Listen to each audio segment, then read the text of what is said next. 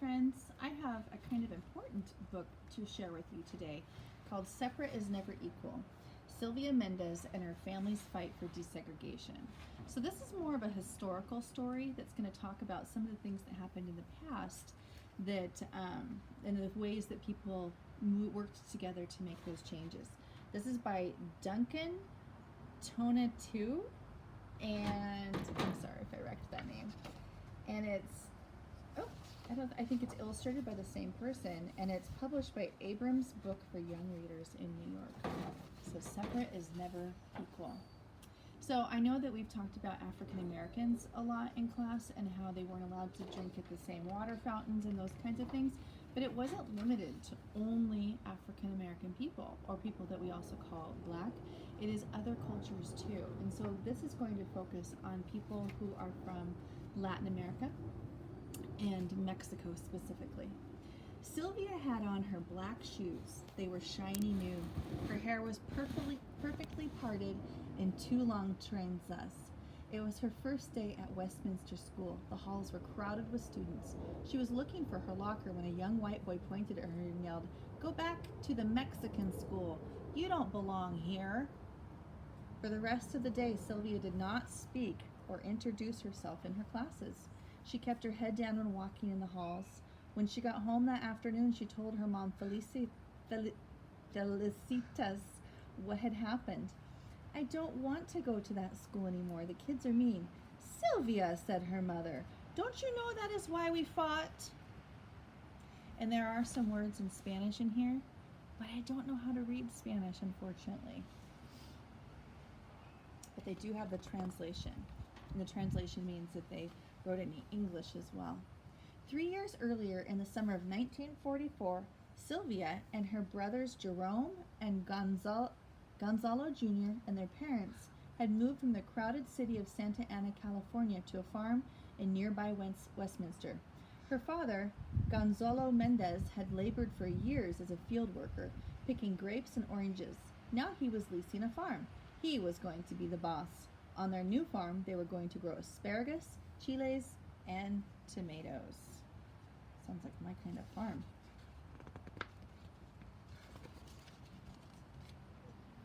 As the summer came to an end and the first day of school neared, Aunt Soledad drove Sylvia and her brothers and their cousins, Alice and Virginia, to the local public school on 17th Street so they could enroll. Sylvia was going to enter 3rd grade. Gonzalo was going to enter the 2nd, and Jerome 1st. What a handsome building, thought Sylvia as they pulled into the parking lot. Tall trees lined the street in front of the school. There was a playground with monkey bars and a red swing. When they walked into the school, they noticed that the hallways were spacious and clean.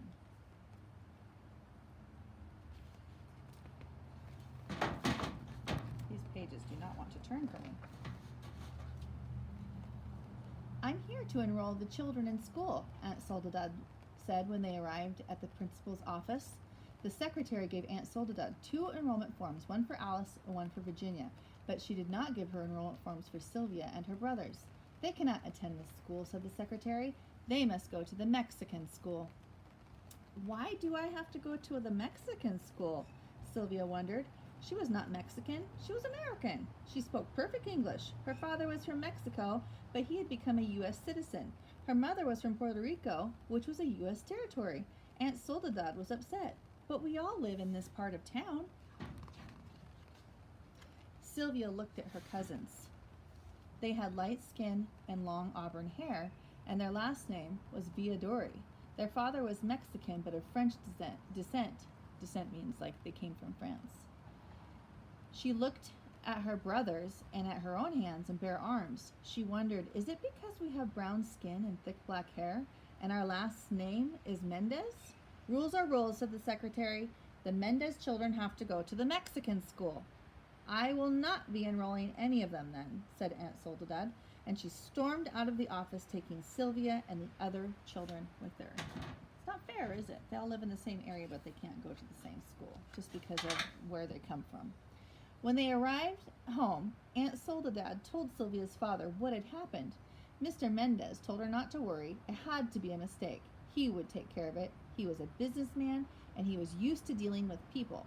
The next day, Mr. Mendez met with Mr. Harris, the superintendent of the Westminster School. Mr. Mendez explained that his family had just moved to a nearby farm. The public school on 17th Street is the closest school to our house, and my children should attend it. Your children have to go to the Mexican school, said Mr. Harris.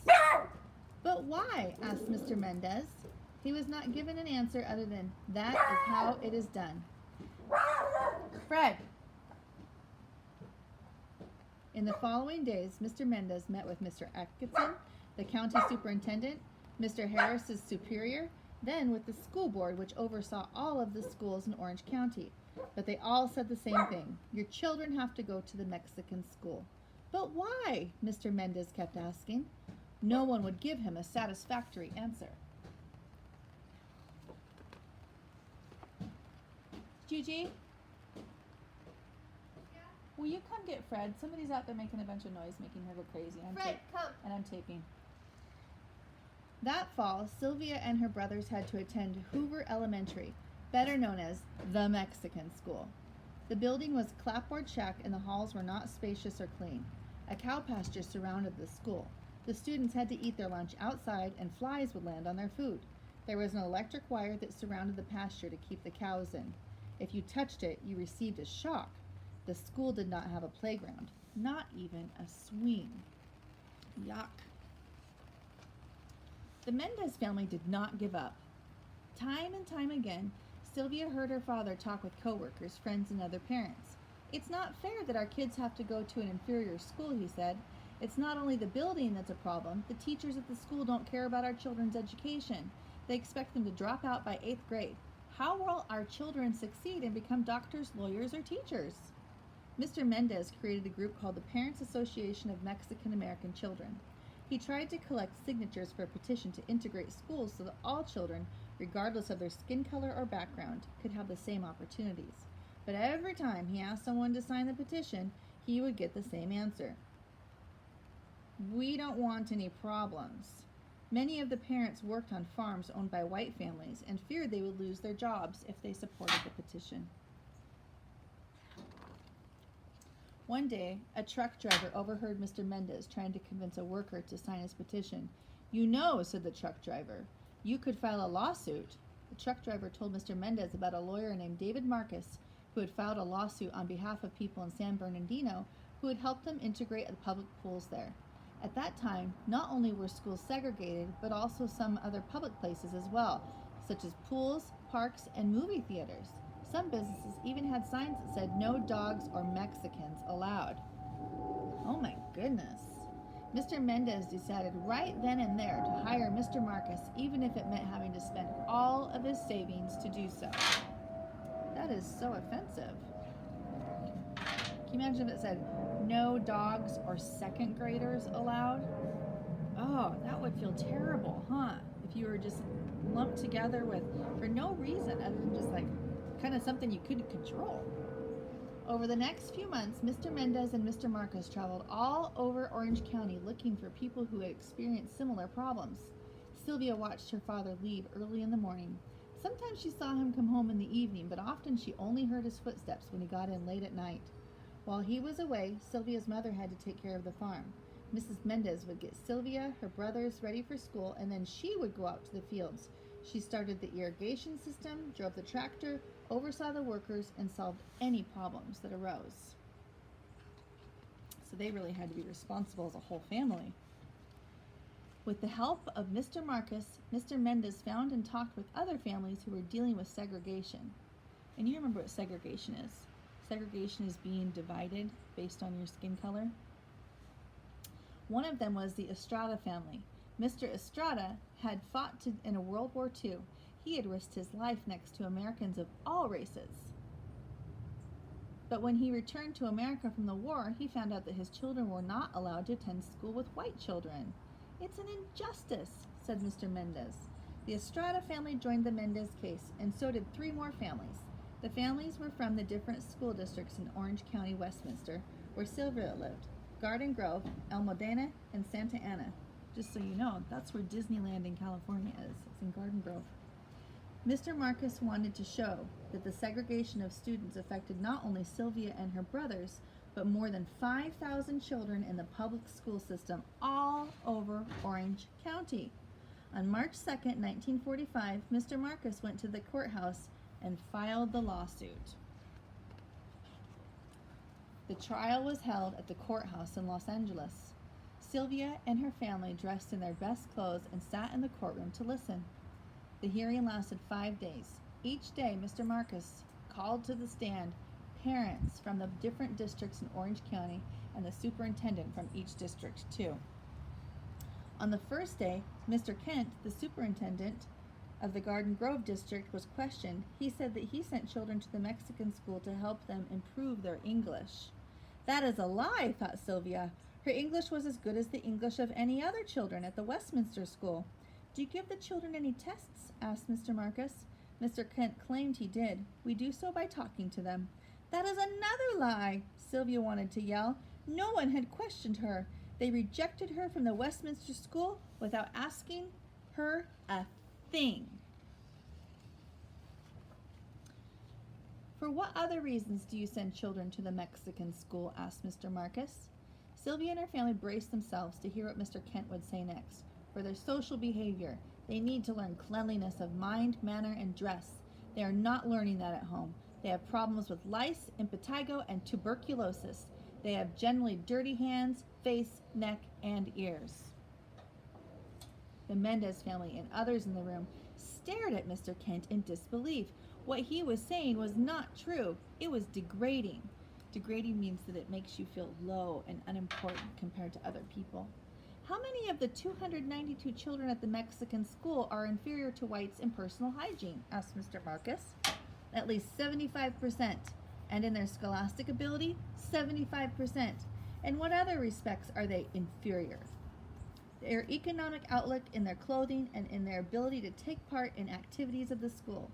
Do you believe that white students are superior to Mexicans in the respects that you have mentioned? Yes.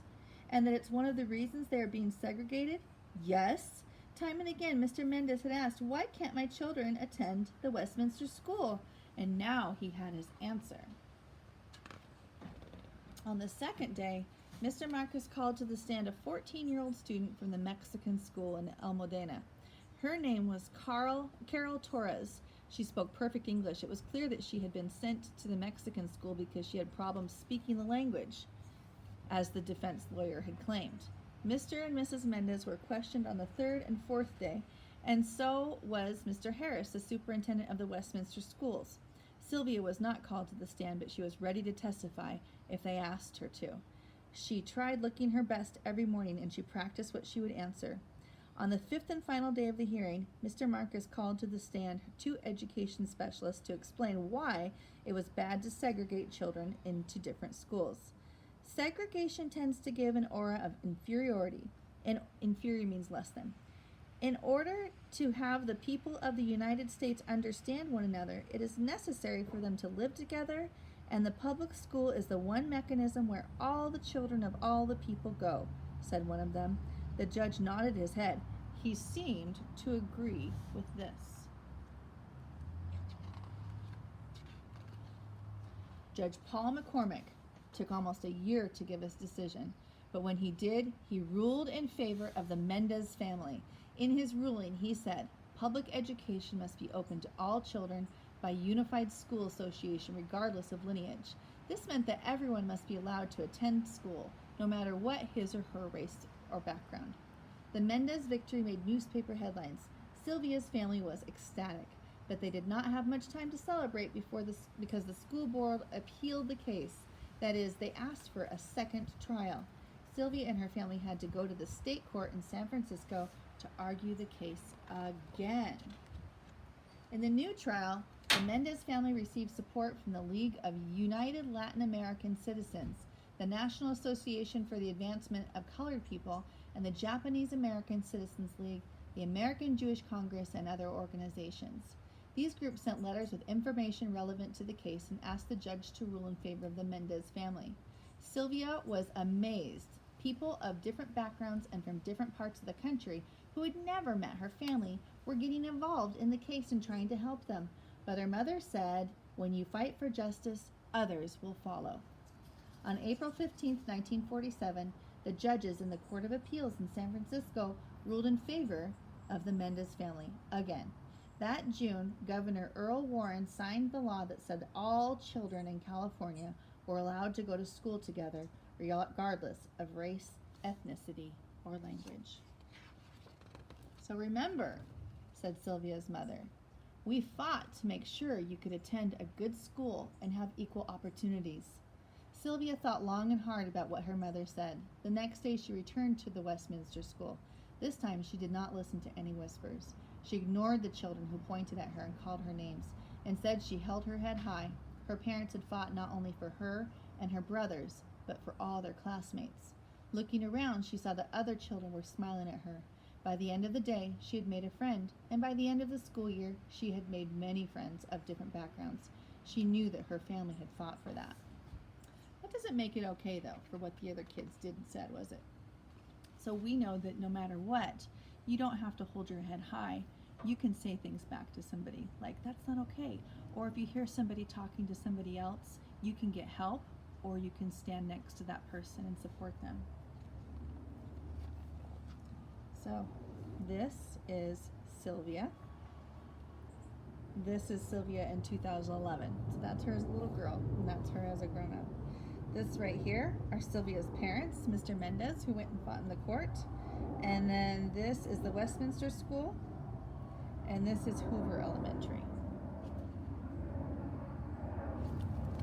So we are working on, right now, social justice so that people don't have to hold their head up high, so that everybody knows that everybody's equal and everybody is afforded the same kindness and the same privileges and the same thoughts, that everybody deserves the rights to everything without being made fun of. Nobody should have to settle. Nobody should have to feel bad. And nobody should be having to fight this hard just to be treated like a human being.